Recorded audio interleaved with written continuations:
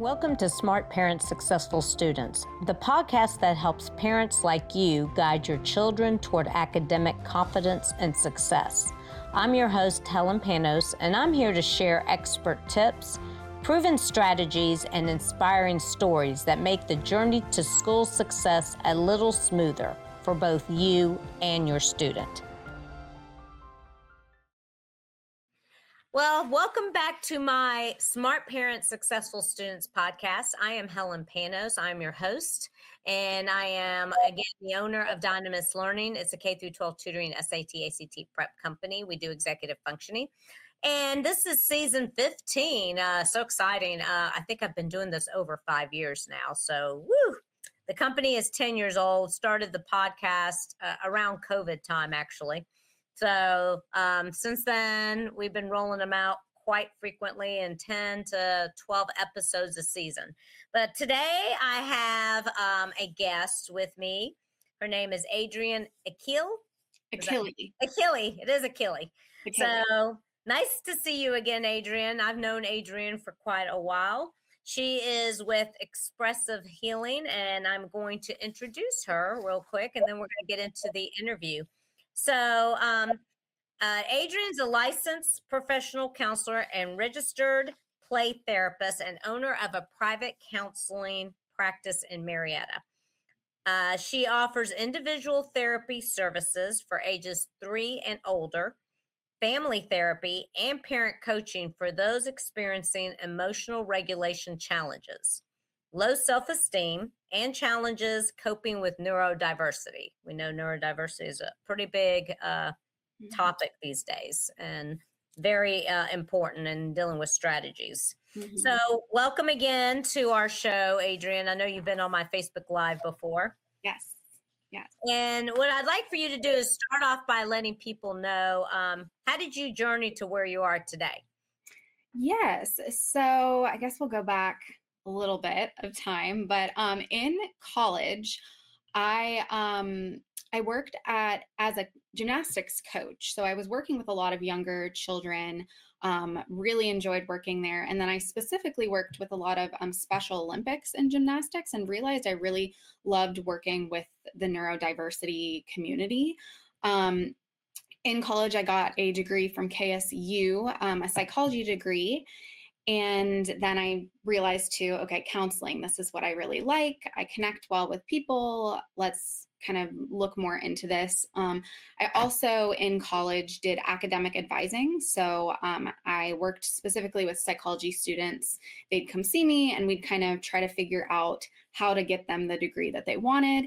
There was some counseling involved in that too, as some students would come to me that they wanted to do a certain degree that might have been a little challenging. So we'd have to problem solve, see if things were realistic for them. And if not, what was a plan B? What was a plan C? That was probably where I got my first, like my toes wet a little bit to see how was that going to be to hold space for a student that I had to kind of tell them that this wasn't a path for them or give them other options.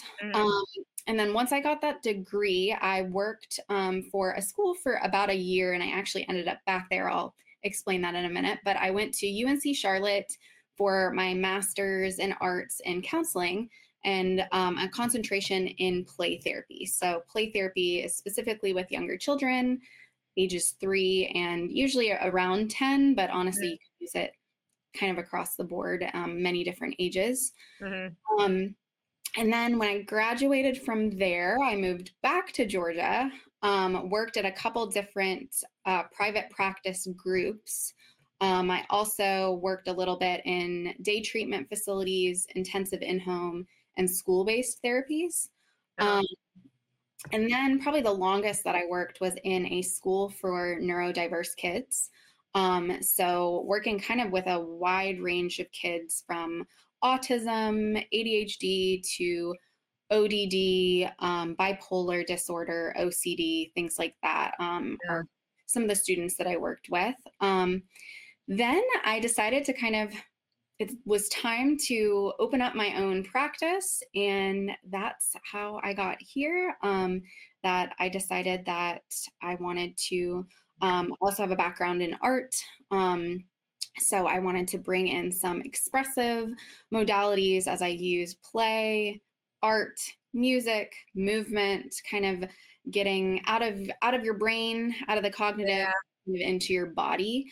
Yeah. Because especially working with kids, that's super, super important, because they're still developing cognitively. So helping them to process things in a different way. Wow. That's cool. Yeah. Well, definitely well needed in this society today, Mhm. especially catching kids a little younger than waiting till they're teens to try to solve, Yeah. any issues. Mhm. So what role does play, movement, or connection actually play into a child's emotional development? Yes. So I will first start with play as a play therapist. So I like to think of, and kind of in grad school, they taught us this as well, that for children, play is children's language, and the toys that they use are like their words. Um, Mm, because children are still developing cognitively, being able to just process and talk through what's going on with them, is really is a challenge. Sometimes you might ask a child, why did you do that, or how are you feeling right now? Maybe they're able to tell you. A lot of times you might get a I don't know, that they really just struggle to either fully understand what just happened for them, or they just don't have the words to tell you. I like to relate it to when adults need to process emotions. We will journal, we will chat it out with a friend, we'll go to therapy and do some talk therapy. So we're processing that cognitively, verbally. It's the same thing with children, but they're doing it symbolically. So they're playing out scenarios with toys, they're playing out scenarios with drawing. Um, and then also, while they're doing all this, they're able to problem solve either kind of on their own, or problem solving in a space playing with others.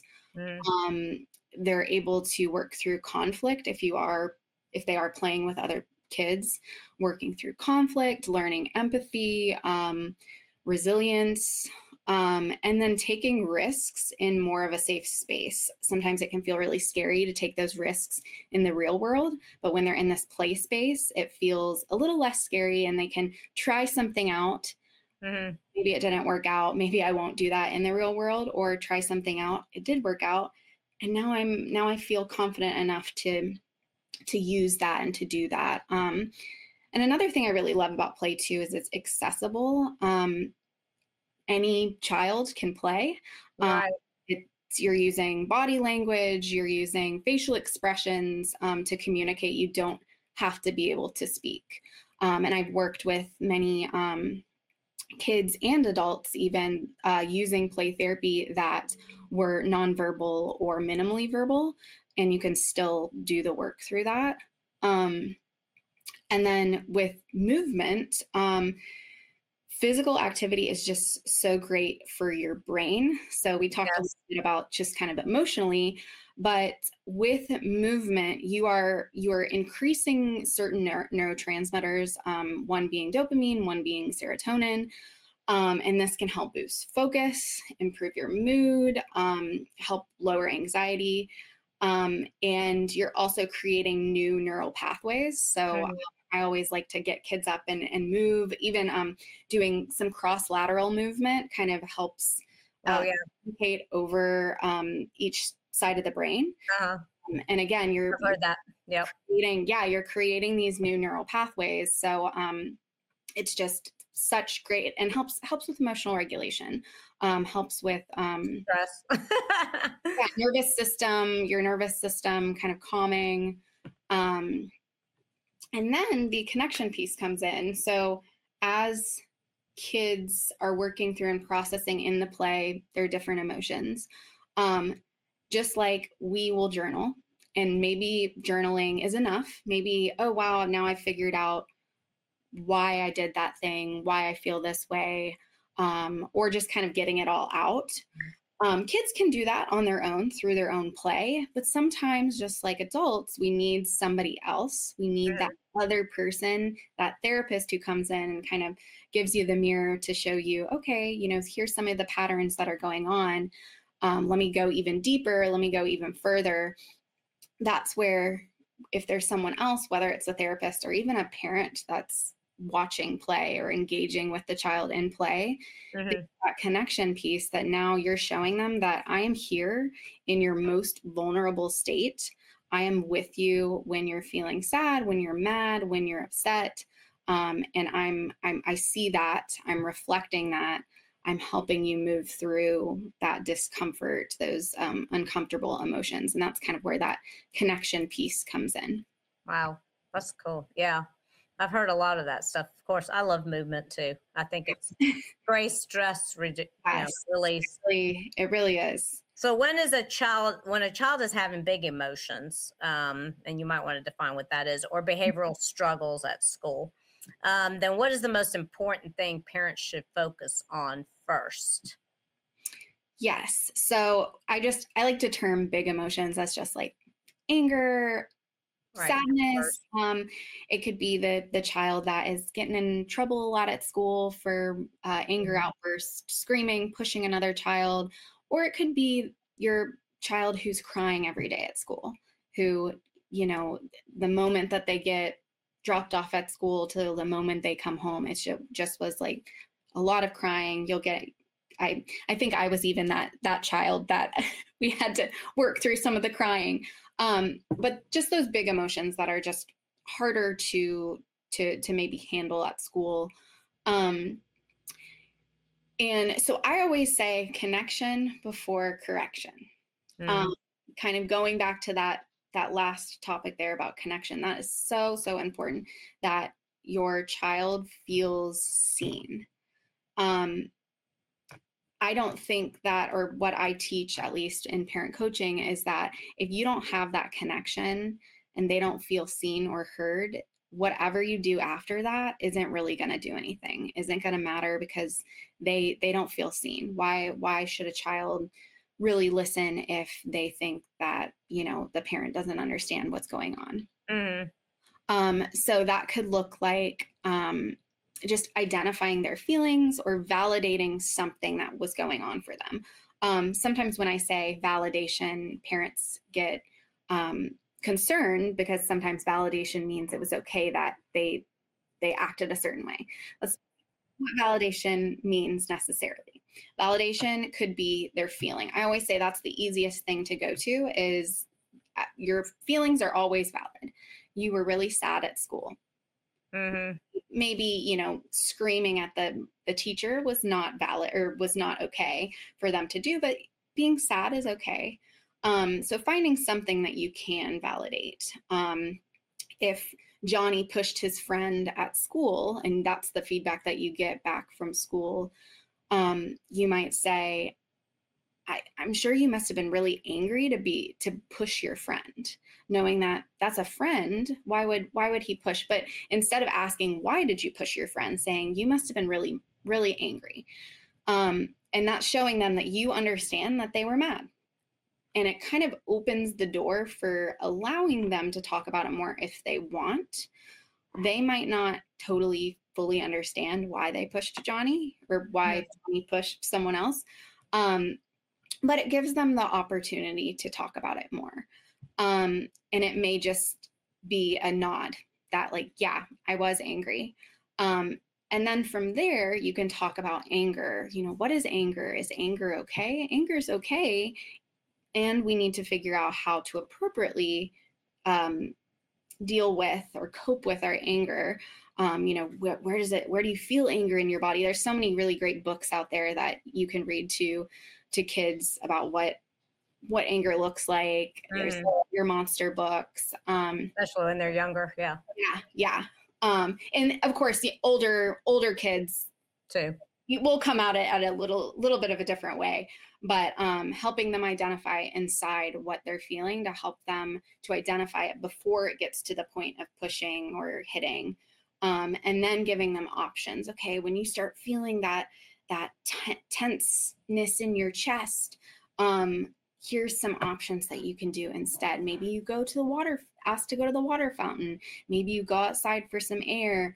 Maybe you go grab a piece of paper and scribble on a piece of paper, to kind of get out some of that frustration and anger.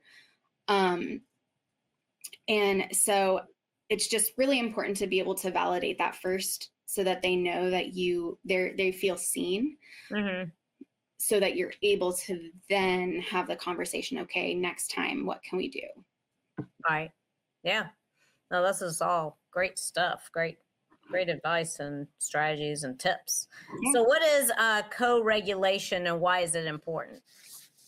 Yes. So co-regulation, I think that's a topic that probably people have heard a lot. Co-regulation is kind of a buzz in your ear right now. But essentially it's a foundational part of behavior change. So I'll just say that first. But it's the exchange of calm between two people. So when you're with somebody else, energy exchange happens. If you're with somebody who's calm, you tend to feel a little bit more calm. If you're with somebody that's really frustrated and angry, you might notice that you start doing that. That's true.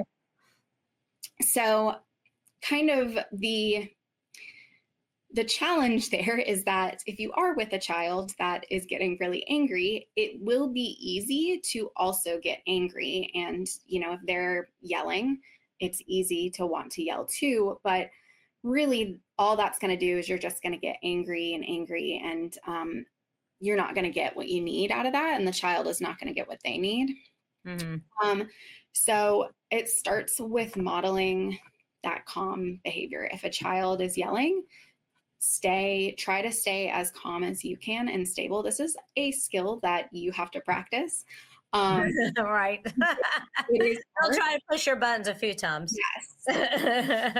Also seen in the playroom as well, or with my clients, that sometimes me staying calm will make them more mad. Them too, because they want you to get as frustrated as them. Because that kind of helps. They're trying to elicit the same feeling that they're feeling within you. I want you to understand how I'm feeling, so I'm going to get you to that state. And that's not helpful for anyone. So modeling, I always say, start with identifying the feeling of the other person. And you can even identify your own feeling too. If you are noticing that while this exchange is happening, that the other person is angry, now you're kind of feeling frustrated or stressed, you can identify that. I'm starting to feel stressed right now. I'm starting to notice that I'm tensing my muscles. And even identifying that helps the child notice their own frustration, their own tensing of muscles, and brings them into their body rather than kind of in their head. And then you can start, whenever I notice this in the playroom, if I notice that a child is upset, I will do the same exact co-regulation strategy where I'll notice, ooh, I'm starting to feel kind of stressed right now. I'm going to take some deep breaths. So I start taking deep breaths.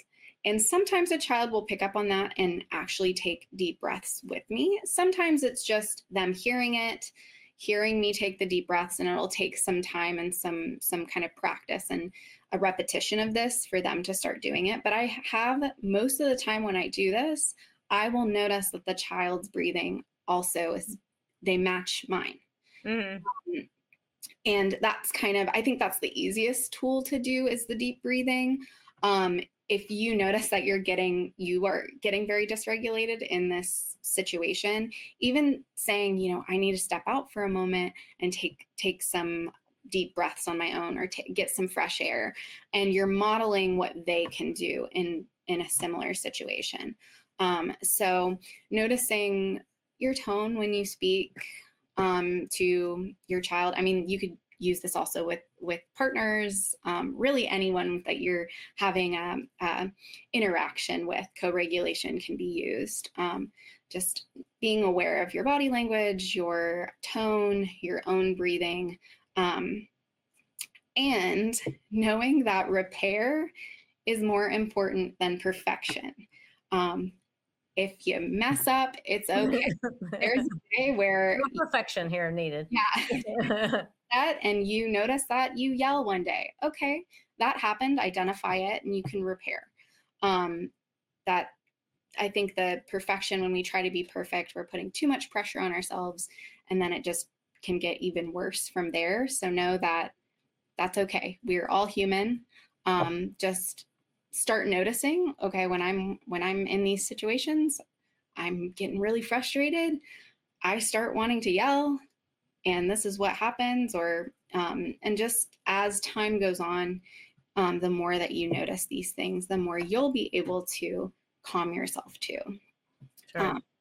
Yeah. And I always tell parents too that, I think that parents should see their own therapists as well. Whenever I work with families with their children, it's a good idea for you to get some one-on-one help as well, just to manage your own stress, manage your own emotions, so you're able to better or to best model that for your kids.